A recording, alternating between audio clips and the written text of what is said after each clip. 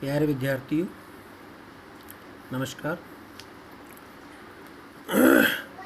मैंने कल आपको पढ़ाया था ध्रुवीय पदार्थों पर विद्युत क्षेत्र का प्रभाव और अध्रुवीय पदार्थों पर विद्युत क्षेत्र का प्रभाव।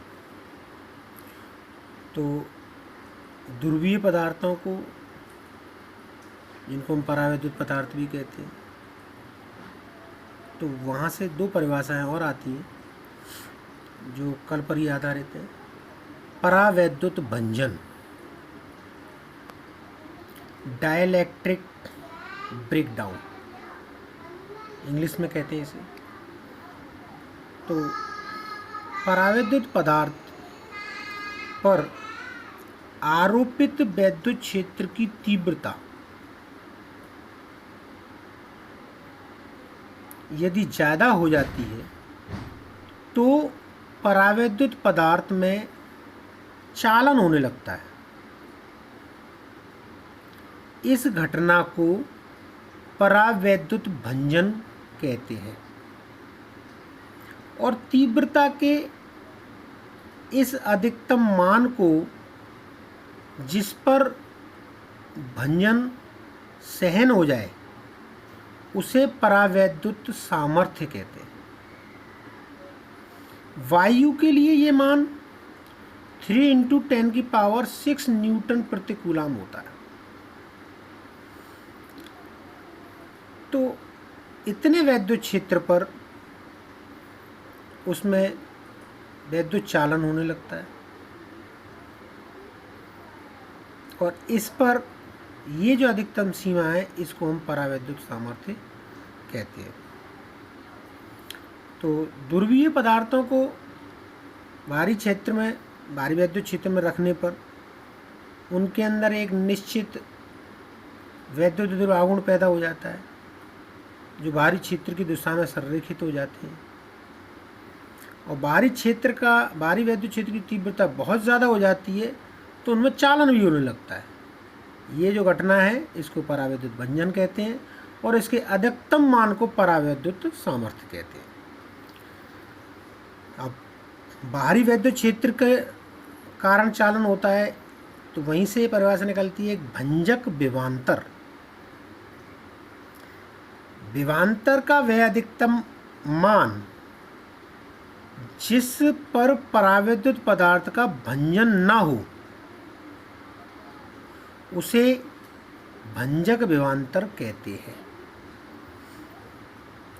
तो ये भंजक विभवांतर कभी कभी परीक्षाओं में आ जाता है, इसलिए इसको ध्यान दीजिए। अब आती है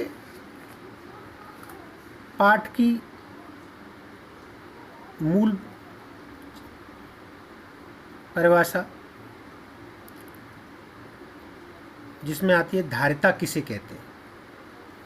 धारिता किसी भी चालक के द्वारा आवेश ग्रहण करने की क्षमता को धारिता कहते हैं, जिस शाब्दिक अर्थ के रूप में मैंने आपको पढ़ाई थी। लेकिन धारिता को समझाने के लिए जब किसी आवेश को हम आवेश देते हैं तो उसी अनुपात में उस चालक के विभव में वृद्धि हो जाती है। अगर हम ऐसे मान के चलें कि 2 कूलाम आवेश देने पर 2 वोल्ट, 3 कूलाम आवेश देने पर 3 वोल्ट, तो जैसे जैसे आवेश देते जाते हैं ऐसे ऐसे वृद्धि होती चली जाती है। तो चालक को दिया गया आवेश समानुपाती होता है चालक पर विभव वृद्धि के। तो समानुपाती का चिन्ह हटाकर Q = CV। C एक यहाँ पर कांस्टेंट वैल्यू है जिसे चालक की धारिता कहते हैं। तो यहाँ से C = Q/V मीन्स चालक को दिया आवेश बटे दिए आवेश से विभव में वृद्धि। यह एक अदिश राशि है, क्योंकि आवेश भी अदिश राशि है और विभव भी अदिश राशि है, जो हम पहले पढ़ा चुके हैं। तो यह अदिश राशि है। धारिता के मात्रक की बात करें तो कूलाम प्रति वोल्ट, या इसका दूसरा मात्रक होता है फैरड। फैरड धारिता का एक बहुत बड़ा मात्रक है, इसलिए इसे हमेशा छोटे मात्रकों के रूप में लिखा जाता है। फैरड कितना बड़ा मात्रक है, ये हम आगे अगली वीडियो में बताएंगे। फेरेड बड़ा मात्रक होने की वजह से इसे हमेशा छोटी यूनिट में लिखा जाता है। तो 1 नैनो फेरेड बराबर 10⁻⁻9 फेरेड, 1 माइक्रो फेरेड बराबर 10⁻⁻6 फेरेड, 1 पिको फेरेड बराबर 10⁻⁻12 फेरेड, या पिको को दूसरे रूप में लिखते हैं 1 micro farad is equal to 10⁻⁻12 farad. धारिता के मात्रक की बात करें तो कूलाम प्रति बोल्ट, और बोल्ट को लिखते हैं जूल प्रति कूलाम। तो ये कूलाम ऊपर जाके कूलाम का स्क्वायर बटे जूल, तो कूलाम का मात्रक AT का वर्ग, तो A² T² और जूल का विमी सूत्र ml² T-2। इसको हल करने पर m-1 l-2 T⁴ and A² इसका विमी सूत्र है और ये इसका मात्रक है।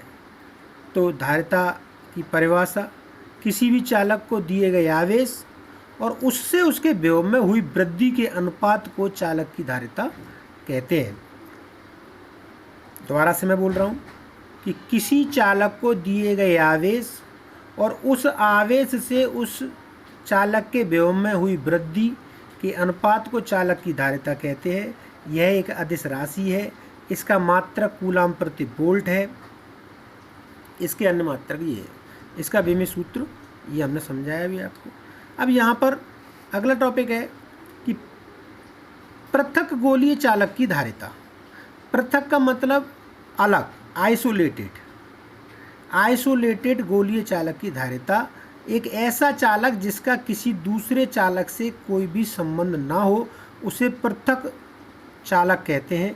तो पृथक गोलीय चालक की धारिता, तो ये गोलीय चालक है जिसकी त्रिज्या कैपिटल R है, जिसको हमने Q आवेश दिया हुआ है। तब गोले की सतह पर विभव, ये हमने पिछले वीडियो में निकाला था कि गोले की सतह पर जो विभव होता है वो 1/4πε0 Q बटे गोले की त्रिज्या। तो गोले की धारिता C बराबर Q बटे V, Q और V का ये वाला मान रखने पर Q बटे 4πε0R, Q से Q कट जाएगा, 4πε0 ऊपर चला जाएगा, तब C इक्वल टू 4πε0R। यदि गोला किसी माध्यम में रखा हुआ है तो C इक्वल टू 4πε0 KR, के यहाँ पे परावैद्युतांक है। तो C is proportional to R, जितनी ज़्यादा गोले की त्रिज्या होगी उसकी धारिता भी उतनी ही ज़्यादा होगी, और C इज प्रोपोर्शनल टू परावैद्युतांक। अगर माध्यम में परावैद्युतांक किसी माध्यम में रखा हुआ है तो उसकी वैल्यू जितनी ज़्यादा होगी उसकी धारिता भी उतनी ही ज़्यादा होगी। तो बड़े गोले की धारिता ज़्यादा होगी और छोटे गोले की धारिता कम होगी। तो यहाँ पर यह आपको याद रहना चाहिए, C इक्वल टू 4πε0 KR, ये बहुत महत्वपूर्ण है। इससे संबंधित हम कल 1, 2, 3 सवाल करेंगे जिससे इसकी क्लियरिटी और ज़्यादा बढ़ जाएगी। यहाँ मैं अपने वीडियो को क्लोज़ करता हूँ। Thank you.